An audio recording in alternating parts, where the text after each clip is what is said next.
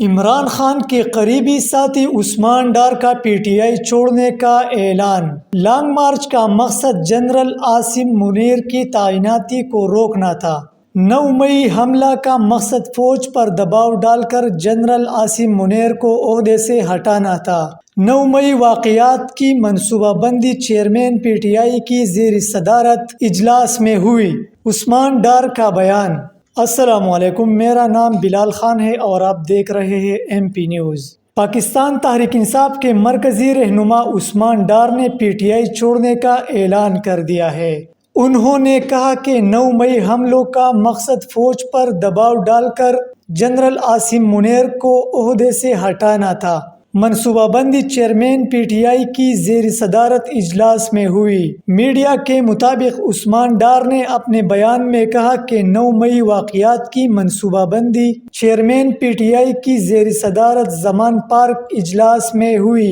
9 مئی ایک شرمناک سانحہ ہے جس کی جتنی مذمت کی جائے کم ہے۔ 9 مئی واقعات ایک ایسا سیاہ دھبا ہے جس کو دھلنے میں وقت لگے گا۔ جس طرح اداروں پر حملے ہوئے اس کے بعد پی ٹی آئی کی بنیادیں ہل گئی۔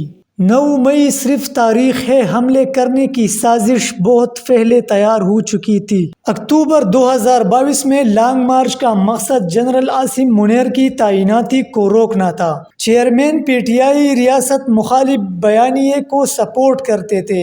عمران خان کی گرفتاری پر ریاستی اداروں پر حملہ کرنا ہے، جس میں چیئرمین پی ٹی آئی اس بیانیے کو سپورٹ کرتے تھے۔ حساس تنصیبات کو نشانہ بنانے کی ہدایت خود چیئرمین پی ٹی آئی نے دی۔